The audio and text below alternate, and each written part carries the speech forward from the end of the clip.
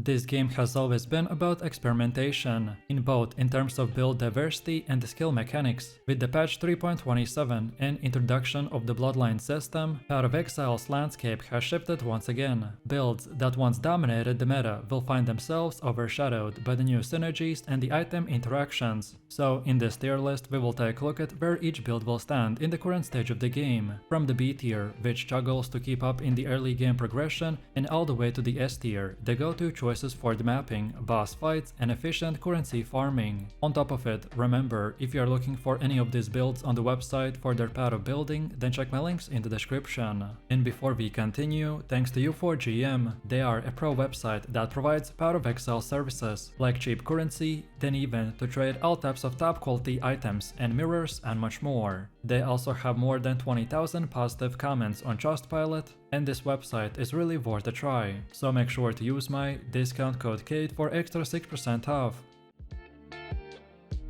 So let's start off with the B tier builds. These are solid, reliable league starters, but they aren't optimized for day 1 currency generation or the boss racing. So first we have Eviscerate Assassin. This build is slower than some other options, but it packs significant damage with solid defenses. Eviscerate is perfect for players who prefer more control and strategic playstyle. It scales well as you invest currency, but early on it won't compete with the insane clear speed of the higher tier builds. But if your goal is to hit the top ranks on day 1, then Eviscerate will lag slightly behind. It's a good balance for players looking for safety and consistent performance. Then the High Strike builds are also in the B tier. The High Strike focuses on melee damage and positioning. Players who enjoy close range and high impact combat will find this build engaging. The clear speed is respectable and the damage output can reach significant levels with the proper gear. It's not the fastest or the flashiest choice for the breach or early content, but it's forgiving and efficient for the general progress. The Mage Fist and the Siege Ballista setups will provide reliable paths to success, which makes this build approachable for new and returning players alike.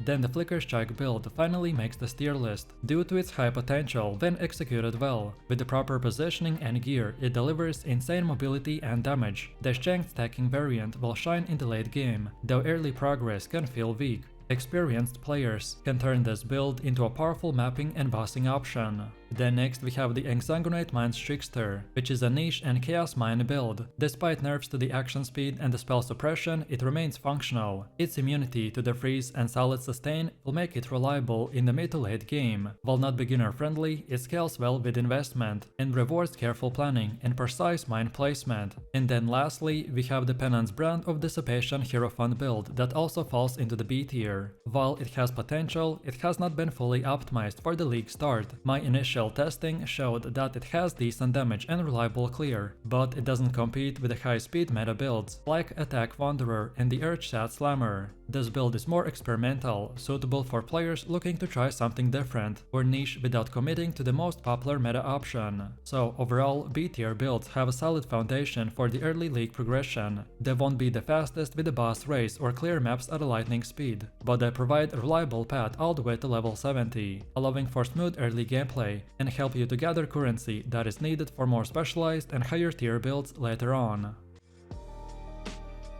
Then next, moving into the A tier builds. These are extremely strong options for the early league play. They have a high clear speed, solid single target damage, and can handle both the breach mechanics and early boss encounters efficiently. The gap between A and S tier is not huge, but A tier generally requires a little more investment to reach the top performance, or they have slight uncertainties due to unique items or the minor patch changes. The Cobra Slash is one of the top A tier builds. This build relies on the Hand of the Wisdom unique for the strong early damage and scales into the ward stacker late game. The Cobra Lash has a very good clear speed and is strong for breach progression, but its reliance on specific unique items introduces some uncertainty for the very first days of the league. The Venom build is very similar, providing very strong early performance and clear potential. Both of these builds are excellent choices for players that want a balance between safety, clear speed and the boss damage. Then next we have the Viper Strike of the Mamba Pathfinder build, which is a high DPS and low currency setup that has been strong for several patches. patches. It requires the Pathfinder's ascendancy for profiting from the flask efficiency and scaling, which makes it slightly more specialized than some other A-tier builds. The clear speed is not S-tier level, but the build excels at sustained damage and can tackle early content efficiently. If you want a cost-effective high DPS option, then the Viper Mamba Pathfinder build is an excellent pick. Then next we have the Smite Slayer, which is a straightforward and reliable melee option. Its last league performance demonstrated a strong progression, though it is not as extreme as the Attack Wanderer or the Earthshatter Slammer. The Smite Slayer will offer good clear speed, excellent single target damage, and maintains consistency through the early maps, which makes it a solid and low risk choice. Then next we have the Energy Blades builds, which are very strong for early league performance. The E-Blade provides exceptional damage and energy shield stacking. While the ES stacking is not worth the same as it once was, the E-Blade's flat damage output makes it a powerful early game choice. It scales exceptionally well into the late game. Starting with the E-Blade in the softcore trade will allow for faster breach and map progression with minimal risk. Then the Archmage Arc continues to be a high tier pick in the A tier. While testing its performance, this build demonstrates incredible early league rush potential. It handles Ubers and tier 17s very effectively, and has a decent clear speed. While it did receive minor nerfs this patch, reducing its damage by 10 to 15%, it still remains completely playable and a strong choice for the early league progression.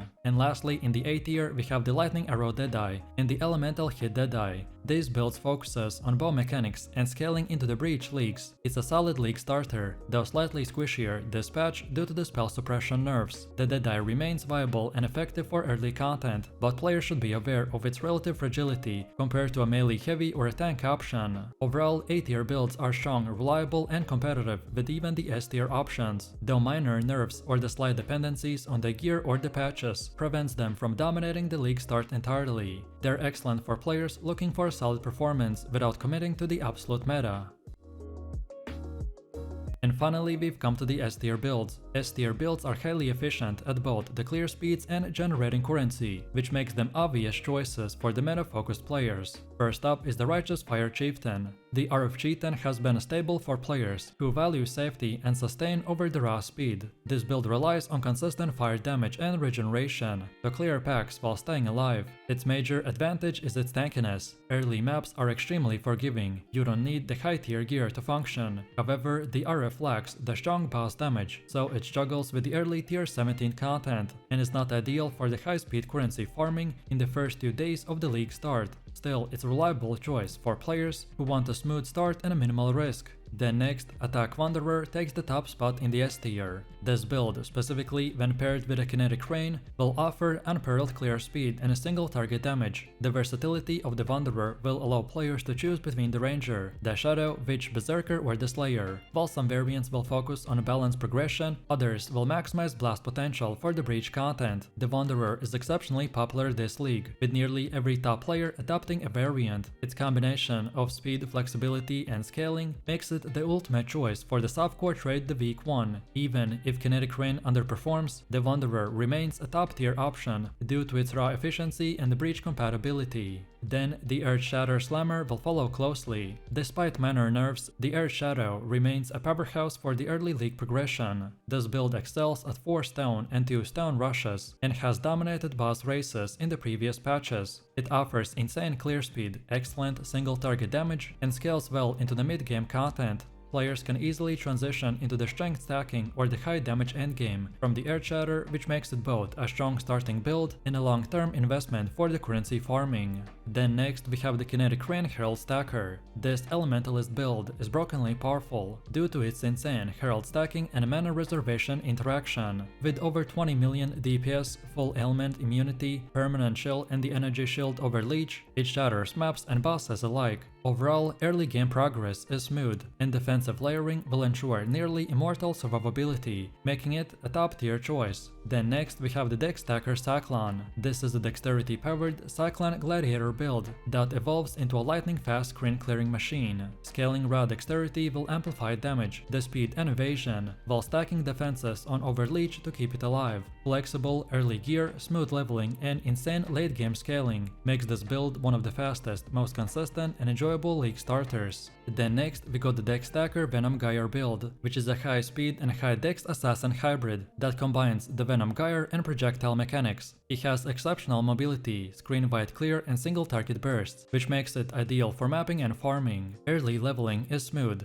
and stacking dexterity scaling with evasion, the flask uptime and spell suppression will ensure very strong survivability that delivers one of the most versatile engagement performances ever. Then next we have the cast on stun chieftain build, which is another S tier pick. This build is specialized for the ultimatum farming and is extremely powerful for players targeting that content. It's not beginner friendly and requires precise understanding and execution, but for experienced players it provides one of the best currency earning strategies in the league. Its strength lies in the combination of the ultimatum mechanics and the high single target potential, so overall S tier builds are the pinnacle of week 1 performance. They combine insane clear speed, effective breach mechanics, and top tier single target damage. The players who choose the S tier builds can dominate early content, progress quickly and maximize the currency farming.